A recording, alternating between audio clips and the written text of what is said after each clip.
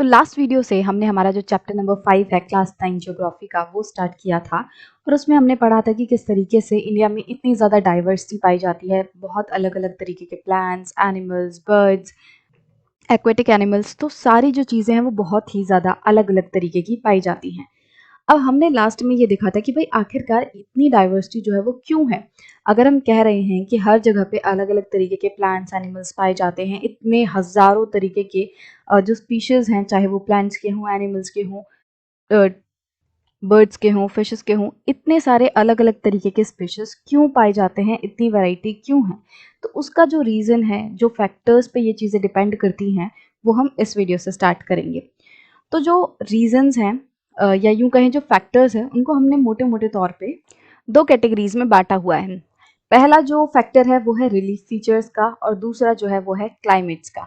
मतलब कि ऐसे फीचर्स, ऐसे फैक्टर्स जो कि रिलीफ फीचर्स से रिलेट करते हैं, मतलब आप ऐसे समझो ये फैक्टर्स हैं, इनको हमने दो कैटेगरीज में बांट दिया है। कुछ ऐसे फैक्टर्स हैं जो रिलीफ फीचर्स के कारण जो है काम करते हैं, इतनी वैरायटी को लाने में कंट्रीब्यूट करते हैं। और दूसरा जो ग्रुप है उसको हम कह सकते हैं क्लाइमेटिक फैक्टर्स। कुछ हैं रिलीफ फीचर्स, ऐसे फैक्टर्स जो कि रिलीफ की वजह से अफेक्ट कर रहे हैं, और कुछ हैं क्लाइमेटिक फैक्टर्स जो कि किसी जगह का जो मौसम है, उस मौसम की वजह से किस तरीके से जो वैरायटी है एनिमल्स की और बर्ड्स की, प्लांट्स की, ये सब किस तरीके से अफेक्ट होती है। ठीक है। और रिलीफ फीचर मतलब वो जगह कैसी है, वहाँ पे पहाड़ है, वहाँ पे समतल है, वहाँ पे प्लेट्यू है, क्या चीज़ है, वहाँ का रिलीफ फीचर कैसा है।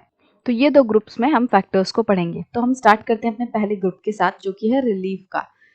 तो अब इसमें भी दो फैक्टर्स हैं, रिलीफ फीचर के अंदर भी दो फैक्टर्स हैं, लैंड एंड सॉइल। अब किसी जगह की जो लैंड है वो किस तरीके से इस वेराइटी में कंट्रीब्यूट करती है। Land affects the natural vegetation directly and indirectly. जो लैंड है, किसी भी जगह की जमीन है, वो नेचुरल वेजिटेशन को, मतलब वहाँ के पेड़ पौधों को डायरेक्टली एंड इनडायरेक्टली, मतलब प्रत्यक्ष या फिर यूं कहें अप्रत्यक्ष रूप से जो है अफेक्ट करती है।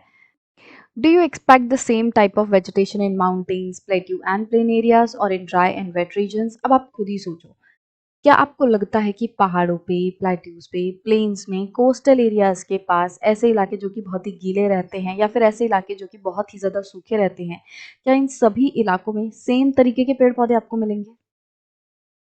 नहीं मिलेंगे, राइट। तो क्या कारण है? कारण है वहाँ की ज़मीन। ठीक है। The nature of the land influences the type of vegetation. अब वहाँ की किसी भी जगह की जो लैंड है वो कैसी है। अब पूरे वर्ल्ड में जो लैंड है वो एक जैसी नहीं है, कहीं की लैंड जो है अलग तरीके की होगी, दूसरे जगह की लैंड जो है वो किसी और तरीके की होगी। मतलब हर जगह पे जो ज़मीन है वो सेम नहीं है।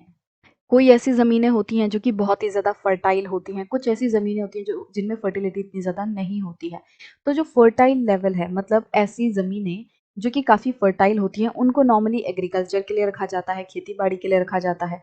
The undulating and rough terrains are areas where grassland and woodlands develop and give shelter to a variety of wild life.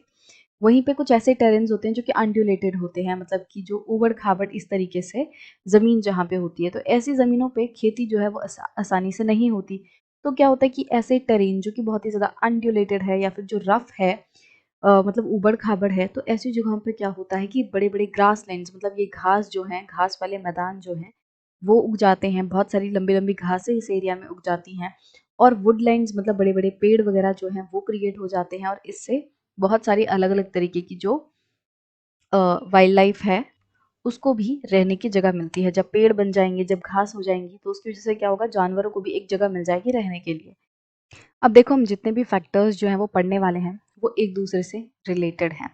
मतलब कि अभी हमने रिलीफ फीचर्स की बात करी, उसमें लैंड की बात करी, फिर हम सॉइल की बात करेंगे। अब अलग-अलग जगह पे अलग-अलग तरीके की सॉइल होती है। जैसे कि आप प्लेन्स की बात करोगे, अगर वो प्लेन जो है, प्लेन एरिया से नदी जा रही है, तो वहाँ पे आपको एलुवियल सॉइल देखने मिलेगी। वहाँ की जो सॉइल होगी वो बहुत ज़्यादा फर्टाइल होगी, राइट। अगर आप ऐसे इलाके में रहते हो जहाँ बारिश बहुत ज़्यादा नहीं होती, तो वहाँ की सॉइल कैसी होगी, वहाँ की सॉइल रूखी-सूखी होगी, डेज़र्ट वाला इलाका होगा। तो अगर हम टेम्परेचर और क्लाइमेट वाले फैक्टर्स बात करें, जैसे टेम्परेचर हो गया, आगे प्रेसिपिटेशन वगैरह हो गया, सनलाइट हो गई, तो मतलब इस तरीके से ये सारे जो फैक्टर्स हैं वो एक दूसरे से जुड़े हुए हैं। जब आप इन सभी फैक्टर्स को पढ़ लोगे तब आप इनको एक साथ कनेक्ट कर पाओगे कि अच्छा, किसी भी जगह पे जो जो भी वो जगह है, वहाँ का ज़मीन, वहाँ का जो प्लांट है, एनिमल है, वहाँ पे किस तरीके से होने वाले हैं, ये सारी चीज़ें कनेक्टेड हैं। अगर मान लो वहाँ पे ऐसी जगह है जहाँ पे बहुत ज़्यादा बारिश होती है, बहुत ज़्यादा बारिश होती है और मान लो वहाँ पे प्लेन एरिया है, तो प्लेन एरिया है पहली बात, बहुत ज़्यादा बारिश होती है, तो इससे क्या होगा कि ये जो एरिया है बहुत ही ज़्यादा अ, गीला रहेगा और ऐसे पेड़-पौधे यहाँ पे उगेंगे जिन्हें की बहुत ज़्यादा पानी की ज़रूरत है। अब कोई पौधा है जिसको इतनी ज़्यादा पानी की ज़रूरत नहीं होती, जो उगता ही कम पानी से है, मतलब उसको बहुत ज़्यादा पानी की ज़रूरत नहीं है। मान लो कोई कैक्टस है, अब कैक्टस का प्लांट ऐसा है जो कि रेगिस्तान में उगता है, तो अब वो वाला जो प्लांट है वो यहाँ नहीं उगेगा। तो कोई भी जो प्लांट है, कोई भी एनिमल है, वहाँ के इन सभी फीचर्स की वजह से अफ़ेक्ट होता है। तो पहला हमने लैंड की बात की कि इस तरीके से जो लैंड है, मान लो कोई पहाड़ी इलाके हैं, तो पहाड़ी इलाकों पे क्या होगा, मान लो ऊपर जो है वहाँ तो सर्दी रहती है, नीचे थोड़ी-सी इस तरीके से ढलान रहती है। तो ऊपर आपको कैसे पौधे देखने मिलेंगे जो ठंडी के इलाके में होते हैं और नीचे की तरफ आपको ऐसे पेड़-पौधे देखने मिलेंगे, ऐसे जानवर देखने मिलेंगे जो कि नीचे वाले इलाकों में रह लेते हैं। अब कोई ऐसा जानवर है जो कि बहुत आसानी से पहाड़ों की जो स्लोप्स हैं उन पे नहीं चढ़ पाता, तो क्या वो आपको पहाड़ी इलाके में देखने मिलेगा? नहीं, वो आपको प्लेन एरिया में देखने मिलेगा। बट कहीं एक ऐसा जानवर है जो कि बहुत तेज़ी से जो है पहाड़ों पे चढ़ लेता है, तो वैसा ही जानवर आपको पहाड़ों पे देखने मिलेगा, राइट? सो अगर मैं इसको कंपाइल करूँ, तो हर जगह की लैंड जो है वो अलग-अलग है।